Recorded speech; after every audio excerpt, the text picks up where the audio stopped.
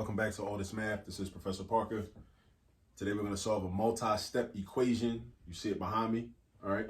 We have -4 times the quantity of y plus 1 is equal to 2 times the quantity of 1 minus 2y minus 6, all right?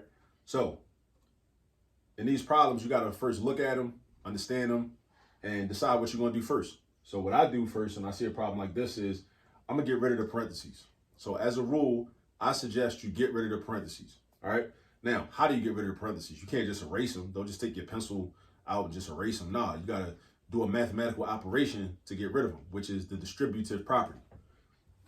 Meaning you're going to do -4 times y, -4 times 1. You're going to do 2 times 1 and 2 times -2y.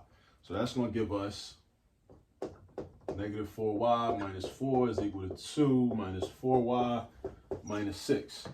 All right, so look what I got. I did -4 times y, I got -4y. I did -4 times 1, I got -4. I did 2 times 1, I got 2. I did 2 times -2y, I got -4y. The minus 6 was already there. All right, now, next thing, I'm going to combine like terms.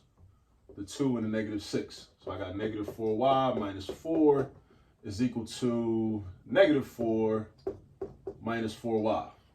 All right, now, looking at this, I already know what's about to happen. The answer to this problem is that all real numbers are solutions. How do I know that? How do I know that? Because this is the same exact thing as this, right? It's exactly the same, all right? Now, the order might be the same, be different, but look, what if I rewrote it like this? -4y minus 4 is equal to -4y minus 4. Because look, all I did was move the -4y up front and the -4 after it. Now I got the exact same thing. Whenever you have an equation and you end up with the exact same thing on the left side and the right side, right, in terms of specific terms, the solution is going to be all real numbers. All right, all real numbers are solutions. Means, what does that mean? That means I could put any number that I want in the universe, no matter how large, how small. It could be a decimal, a fraction, positive, negative, and for y, this is going to give me a true statement, right?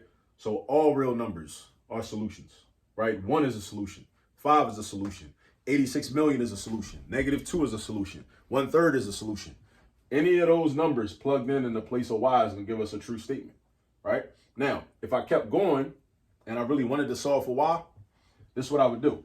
I would add 4y on the right side, and I would also add 4y on the left side to keep it balanced. I would get 0 and 0, and then I have 0 and I have -4 is equal to -4. Now, that's a true statement. So whenever you have a situation where your variables are eliminated and you end up with a true statement, that means that the solution is all real numbers. Remember, variables are eliminated and you end up with a true statement, a truth. The solution is all real numbers. If you're in another situation, and this is not the case here, but you will encounter this, if the variables are eliminated and you end up with a false statement or a lie, like -4 equals 15, we know that that's not true. -4 is not the same as 15. Owing somebody $4 is not the same as having $15. Those are two different things, right?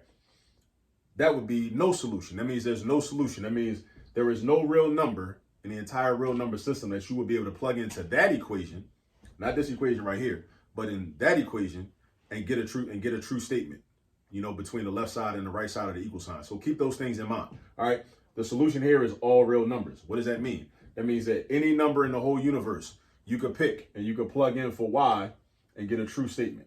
So if I pick 1, put a 1 here and a 1 here, it's going to give me a true statement. But if I also pick a 5, I put a 5 here and a 5 here. Or you put your favorite number. My favorite number is 9. If I put a 9 here and a 9 here, I'm going to still get a true statement. Because that's what we're trying to do when we solve an equation. We're looking for a solution, a value for the variable that if we plug it in and then do calculations, it'll give us a true statement, right? An answer to a problem, a solution to the problem. That's what a solution is. All right. So in this case, we got all real numbers. All right. Get some practice with these. I'll see you on the next video.